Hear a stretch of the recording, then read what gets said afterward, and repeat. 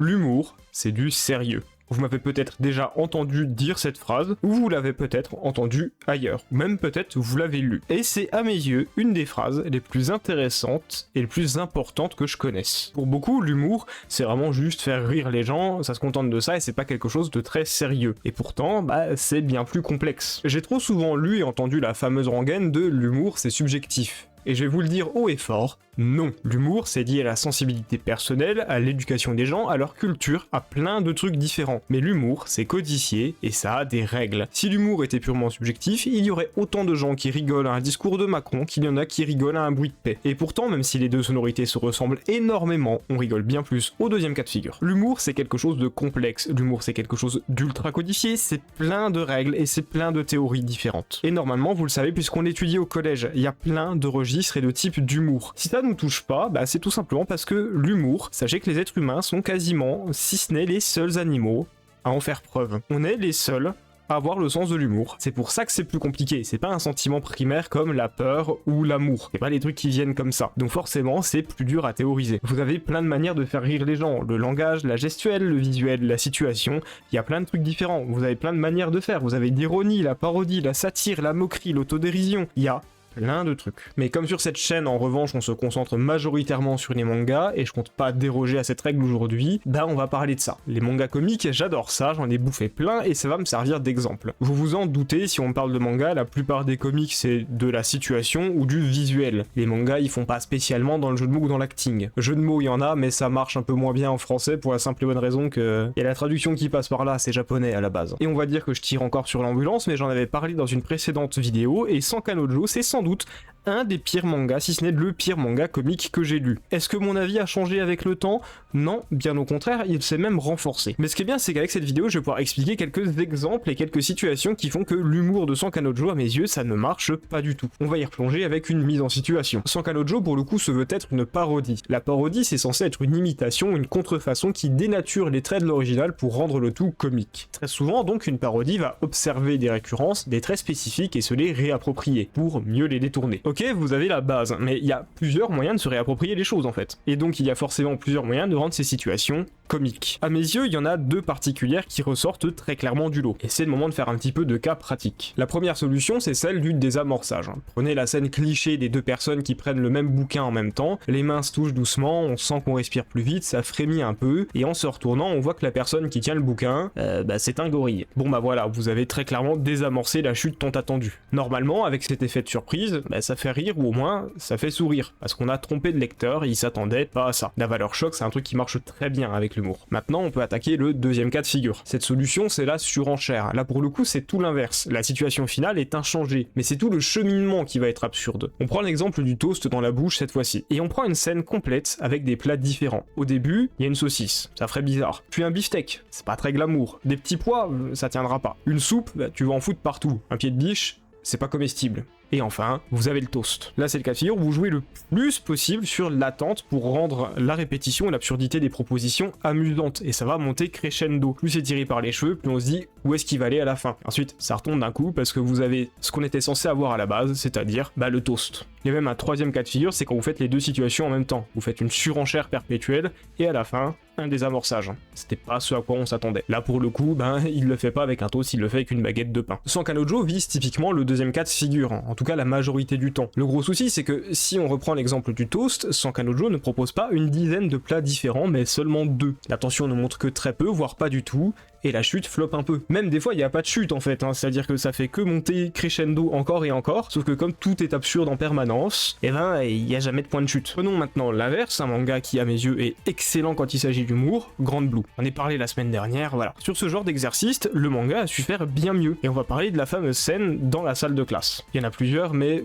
vous allez comprendre laquelle c'est. Le but à ce moment, c'est de faire craquer le prof qui ne veut pas qu'on boive ou qu'on mange dans son cours. Alors au début, il y a quelqu'un qui boit et ça passe pas. La fois suivante, on boit mais c'est pas de l'eau, c'est une bière. Ça passe encore moins, le prof commence à s'énerver pour de bon. La fois encore après, c'est quelqu'un qui mange, c'est des sandwichs triangles, puis des biscuits. Et là, il y en a un qui se ramène avec un plateau de déjeuner complet. Et À chaque fois, on voit le professeur qui s'énerve de plus en plus. L'apothéose, c'est quand c'est une plancha complète pour faire des grillades qui arrivent. Et là, le prof, il craque complètement. Vous voyez, l'important, c'est de bien la jouer, cette surenchère. On va pas juste empiler les trucs comme des accessoires. Il faut qu'on voit les réactions des personnages. Il faut qu'on sente à quel point c'est de plus en plus absurde. On accentue cette situation de plus en plus en voyant le prof qui s'énerve, et c'est ça qui marche. Mais il faut toujours proposer quelque chose de plus sévère et de plus marquant.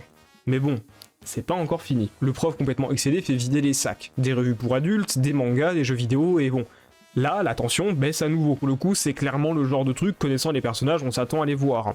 Sauf que quand on change de page, bam, un aspirateur. Déjà, comme t'as changé de page, tu t'attendais pas du tout à voir ça. Là, pour le coup, t'as une valeur choc. Qu'est-ce que l'aspirateur fout là? Mais le pire, c'est qu'on vous explique que l'aspirateur a une utilité. C'est faire partir la fumée des grillades. Et donc là, c'est super fort, parce qu'on fait un écho et on lie directement ce gag au gag précédent, pile quand la tension était baissée. Elle est remontée d'un coup, on nous prend par surprise, et quand t'as la liaison entre les deux, c'est le final qui fait tout exploser la scène. Et c'est ça qui fait que ça rend le tout hilarant. L'astuce, c'est de prendre son temps pour que ça fonctionne. Il faut prendre la main du lecteur et l'accompagner. Vous le trompez, puis vous prenez un chemin qui est un petit peu tarabiscoté, puis il y a des chances que ça fonctionne. Si vous jetez tout d'un coup, ça marchera pas. Et pourtant, ça, c'est qu'une partie importante vis-à-vis du comique. Il y a d'autres points centraux, surtout quand on fait des gags absurdes. On reprend le gorille du début de la vidéo. Réfléchissez bien à ce qui fait que c'est rigolo de le voir là, et abonnez-vous au passage.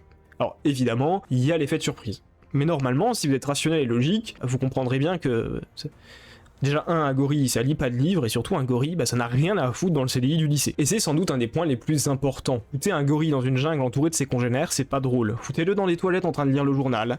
C'est tout de suite plus marrant. C'est le décalage en fait. Et oui, ce qui compte le plus, très souvent, c'est le décalage. Ce qui fait que le comique fonctionne et que l'humour marche, c'est pas tant la situation. C'est quand tu compares cette situation à quelque chose de normal. Ce qui veut donc dire qu'il vous faut un point de normalité. Ce point de normalité, c'est le truc qui vous fait réaliser l'absurdité de la situation et qui va vous faire comprendre que c'est pas censé arriver. Ça vous rappelle à l'ordre. Dans la vidéo sur Grande Blue, je l'avais un petit peu abordé, mais ce point-là, dans le manga, par exemple, c'est Chisa. Son rôle, c'est très clairement celui de la fille normale qui voit les gens autour être un peu trop bizarres. Et c'est ce décalage parfois ultra vif et subit qui rend les choses amusantes. C'est la violence qui fait qu'on passe d'un extrême à l'autre. C'est exactement le même rôle que celui de la prof dans le manga comique sur Gold Ship par exemple. Quelqu'un qui va souligner l'absurdité des situations. Et j'ai envie de dire, c'est plutôt logique. Si vous passez votre temps à empiler et insister sur une surexposition d'absurdité et de bêtises, ça sera plus absurde.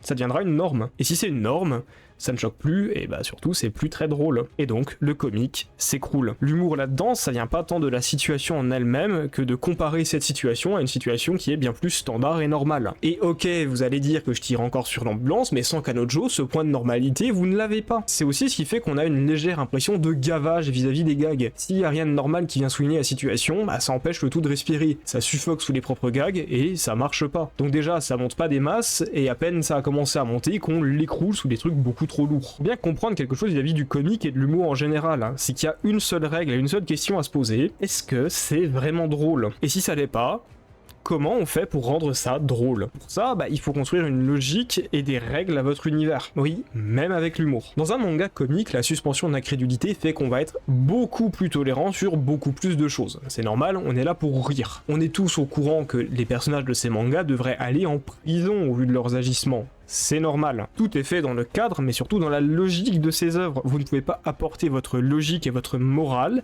dans ces œuvres. Vous êtes obligé de laisser ça au placard. Sauf que comme on sait que vous pouvez pas laisser ça entièrement au placard, le but de ces œuvres, c'est de jouer un petit peu avec ça. Et c'est justement parce qu'ils arrivent à jouer avec ça que c'est comique. Le but principal de l'humour, c'est en permanence jouer avec la fameuse très fine limite entre ce qu'on peut dire et montrer, et ce qu'on ne peut pas dire et ce qu'on ne peut pas montrer. En bref, c'est jouer au funambule. Nanaka, elle a des pensées purement immorales avec sa sœur dans Grande Blue. Pourtant, personne n'appelle les flics parce que tout le monde est ultra bizarre, et la personne la plus à même d'appeler les flics, ils font tout pour qu'elle ne sache rien et pour lui cacher la situation. Quand les garçons font des blagues beaufs ou sont ultra lourds, quand le groupe des losers veut flinguer leur pote parce qu'il a parlé à une fille, y a personne qui va appeler les flics alors que c'est ce qu'on devrait faire. Et c'est normal, parce que c'est dans les règles de leur groupe. Une règle très simple que l'auteur a introduit dans l'histoire et qui nous paraît maintenant naturelle. Pour autant, ça ne veut pas dire que tout n'est pas sans conséquences. Donc ils ont une réputation tout bonnement répugnante, on les fuit, et les gens qui ne sont pas dans le groupe appelleront forcément les flics.